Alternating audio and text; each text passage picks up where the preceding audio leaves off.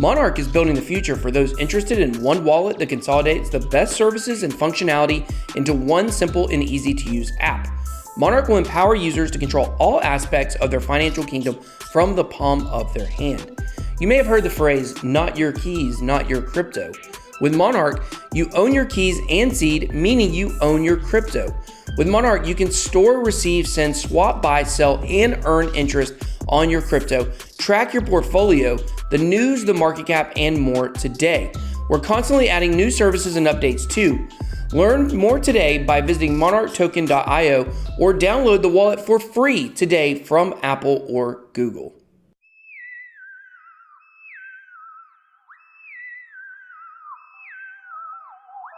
Hey guys, welcome to Scruff and Bitcoins.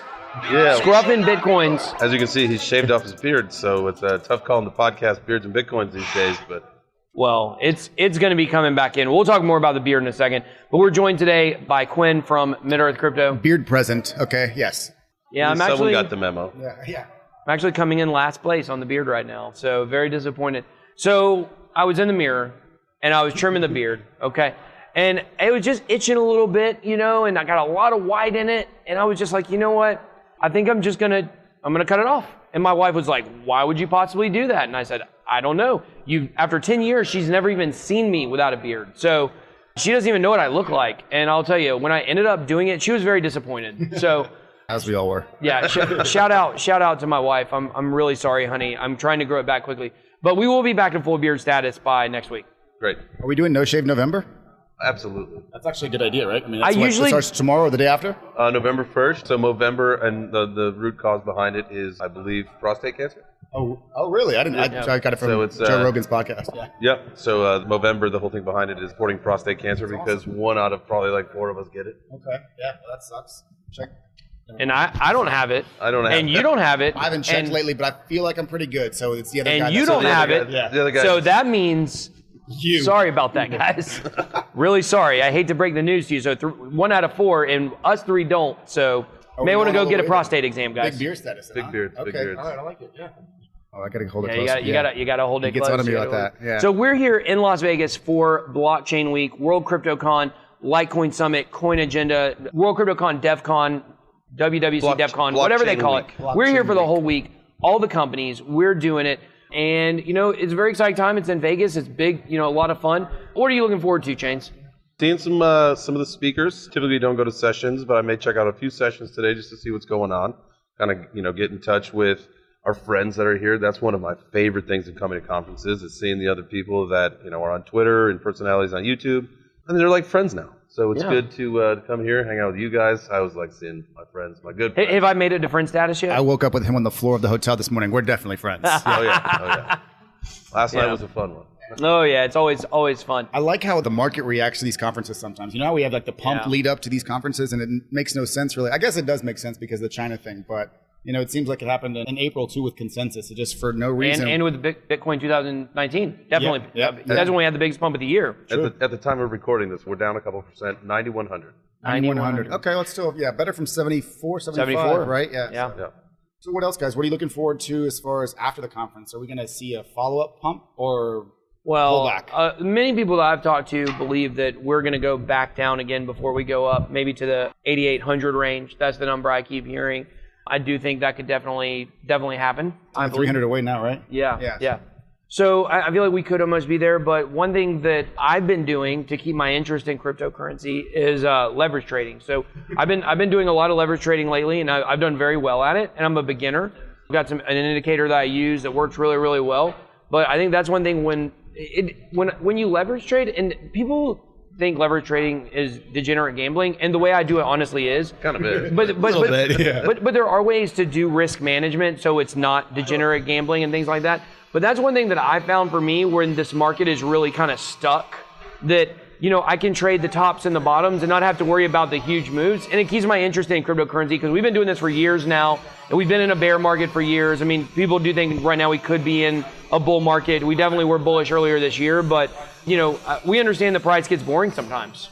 Yeah, I think that a lot of people have either gotten themselves out of the space, or we know people that have gotten different jobs and have gone out to do other things. just because there was no action. I mean, action dried up at the end of 2018, and it's been sideways since. And people are like, all right, like I need to find something else to do because this is boring.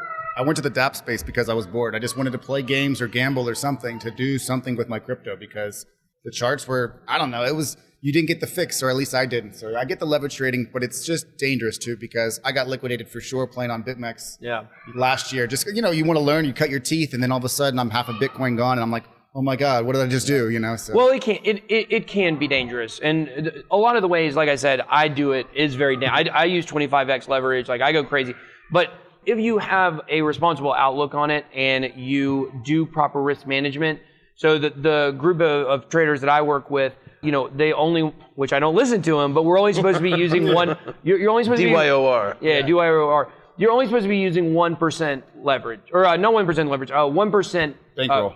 Yes, on any given trade, like where you only can lose 1%. That's proper risk management, right? Definitely proper risk management. So if you do it that way and you're responsible with it, it really isn't the degenerate gambling that it's cracked up to be. But we'll actually be talking with Dudex is a new derivatives exchange that we're going to be interviewing later today. So you guys can, on the next podcast, you'll get to hear that interview with Bo, the CEO there. They'll have leverage trading too? Yeah. Yes. Leverage futures. Oh, okay.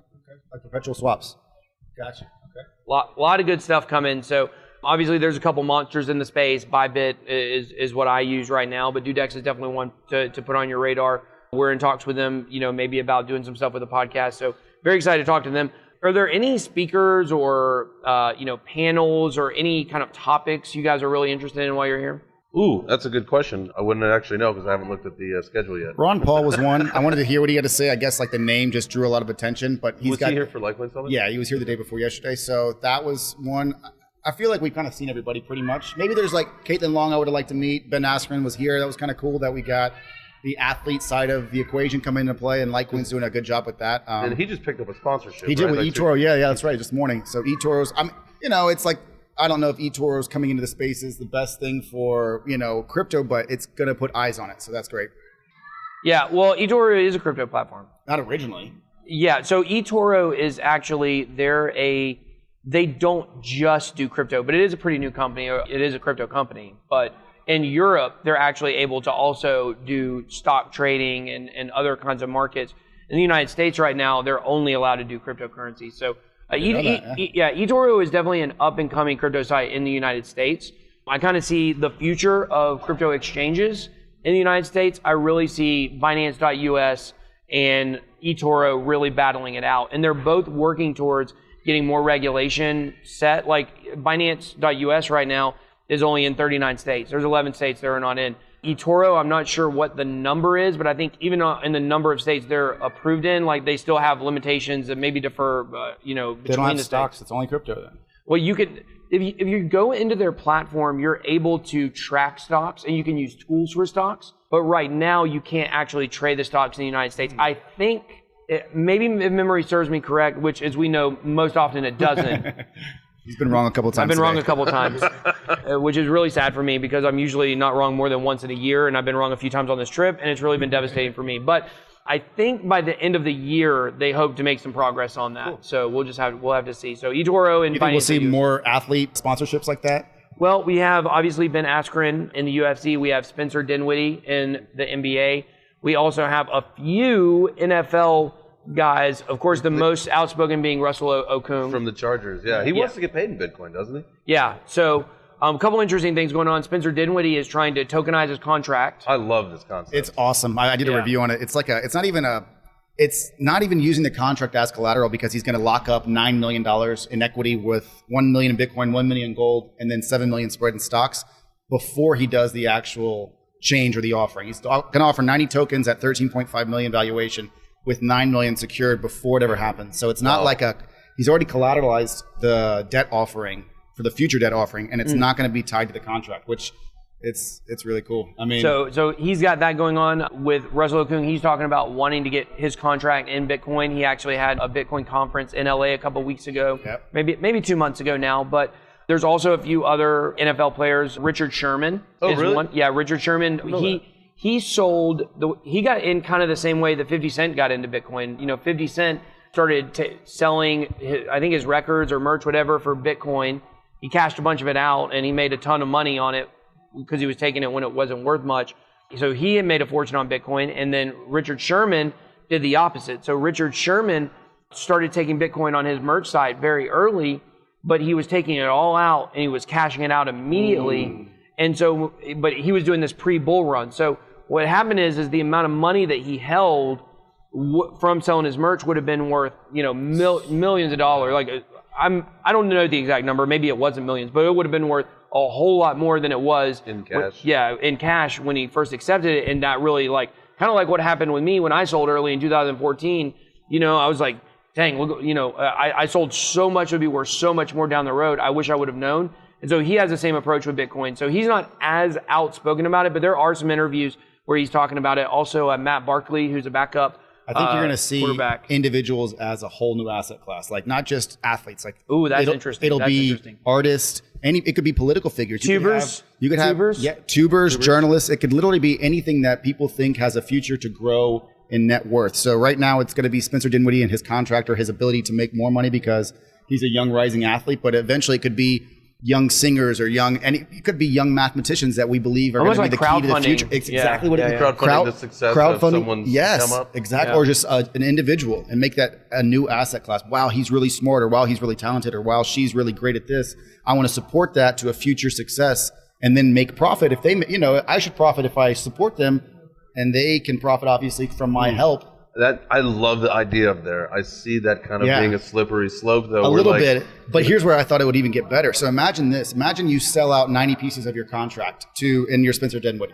You get the money up front, which is great, and maybe he does great things with that money. But not only that, you have a network of 90 people that are invested in your success. So whether it's going to be merch deals or marketing stuff, or you get into murky waters with a negotiation with the NBA, whatever it is, I bet there's going to be somebody within that network who wants to see you succeed and who's willing to help you succeed in that situation. So you basically get an army. Yes. That's okay. That's interesting. Of high net worth, already registered individuals, because they have to be accredited in order to invest. And I like that with athletes. I like that with artists. I like that with singers and professional people like that. I think with a kid. Yeah. Okay. If you're like, all right, this kid is incredible at baseball at like 12 years old. Like, all right, let's tokenize him now. Sure. I see. It's a slippery slope for sure. Yeah. Yeah, that definitely brings up a lot of questions about amateur status for college athletes. Well, they the NCAA just approved that they are going to be paying collegiate athletes. Yeah. I mean, no. It's not that they're going to be paying them. It's that I believe, I could be wrong on this, guys, but I believe that it's now athletes can profit off of their names. Right. So, like, for instance, AJ Green, NFL player, he was at Georgia. And he actually, during a very pivotal stretch it was probably 2012 or 11, somewhere around there. Sold a jersey or something? Yeah, he sold a jersey and ended up getting suspended for 2 games. It really hurt the team. And because you're not allowed to profit on your own name. Johnny Manziel, another guy who got in trouble for selling his own autographs. Yeah. And I mean, it's kind of a slave mentality by the NCAA not to do that. Sure. Like, you can't sell your own likeness. I think this is really the beginning of a slippery slope that we're going to see with NCAA regulation, that the NCAA is going to be losing its power very quickly. And that's what we want in crypto, right? We want these huge organizations to be more decentralized so that the people that can profit, the players, they can profit off themselves rather than having to have these overlords that determine your value, your worth, how you're able to earn money. I love it. That's interesting. So then, does that in turn start to take away scholarships? I mean, because why would you give someone a scholarship if they can profit off of it? No, because they're still the school is still trying to attract you to attend. Because the school's still profiting. It's just the amount of money that NCAA has been making has been absolutely insane. Yeah. Now, I'll tell you where this could hurt a little bit is, if they have the school, and this is kind of the gray area I'm not sure about, if the school sells a jersey and it's got someone's number that's currently on the team, does that player get a cut of that? Now, if they do, then that is going to affect the overall bottom line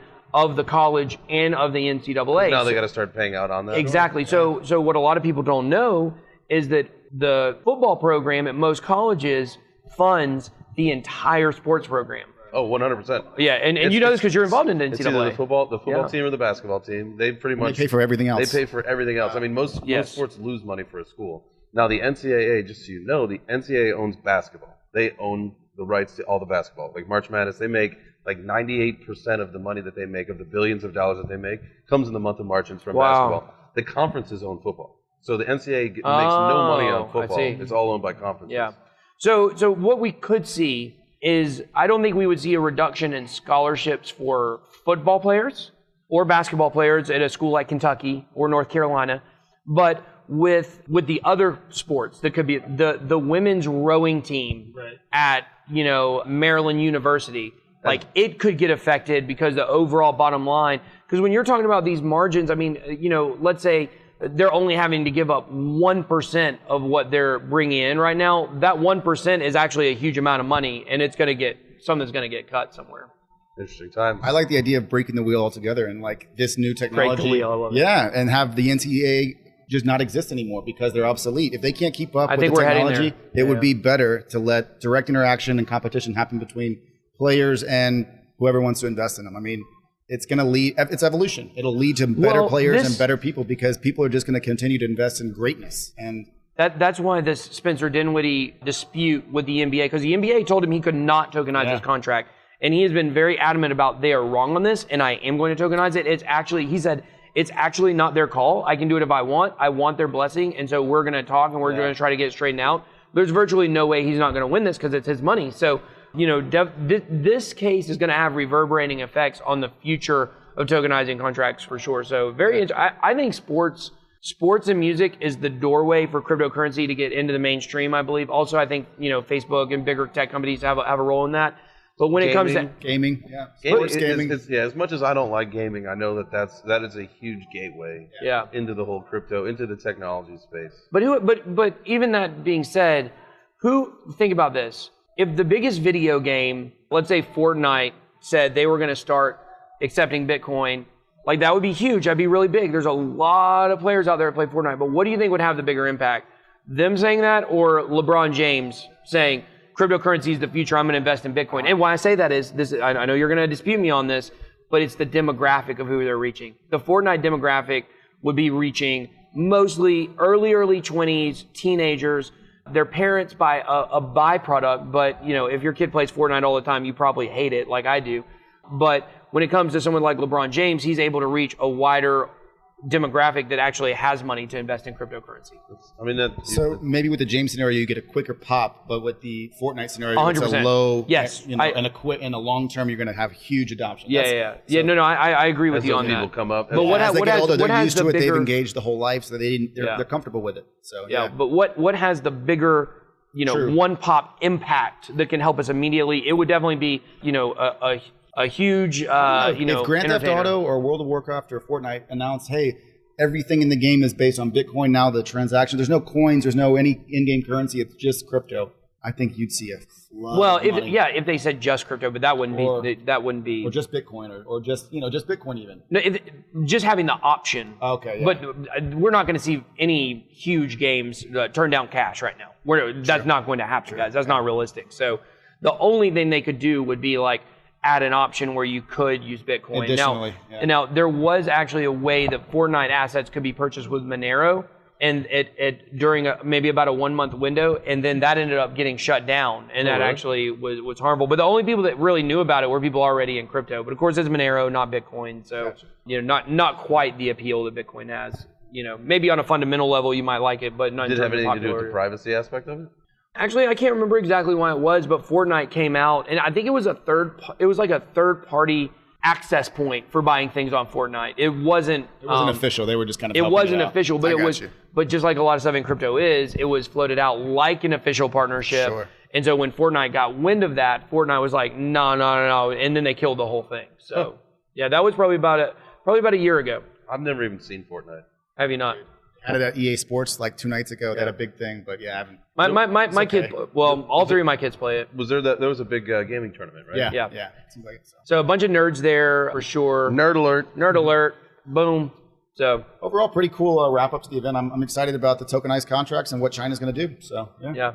Well, cool. Well, thank you guys so much for watching this episode of Scruff and Bitcoins. We'll be back with Beards and Bitcoins, here in a couple weeks when my beard gets bigger. But thank you guys so much for joining us. What do you think, Chains? I think I'm excited to have a few more extra hours in Vegas. Yep. Have a good lunch. See Crypto Wendios meet up tonight. It's going to be hopefully fun. And then I'm on a plane out of here on a red eye. You guys are on red eye too. Absolutely. We've been here since Sunday. Been here a few days. Looking forward to getting back home. So thank you to Quinn from Mid-Earth Crypto for joining us. Thank you, guys. Yeah. They can just find you at Mid-Earth Crypto. Yeah, just at Mid-Earth Crypto. We'll be doing the Decentralized America tour book for the next 3-4 months. So yeah. Yeah, absolutely. Or you guys look for my cloud and he'll be hanging from it. Thanks, guys. We're out.